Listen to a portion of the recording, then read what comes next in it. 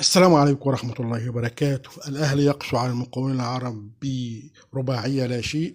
الشوط الأولاني انتهى 2-0 طبعا بالنجم بتاع وسام أبو علي 2-0، والشوط الثاني أضاف الهدف الثالث برضه وسام أبو علي، وفي الدقيقة 77 أضاف تاو الهدف الرابع اللي ياخذ الاهلي 3 نقاط مهمين، ويبقى له كده نقطه واحده بس في سباق الدوري. لو المباراه الجايه اتعادل او فاز خلاص بقى رسميا بطل الدوري.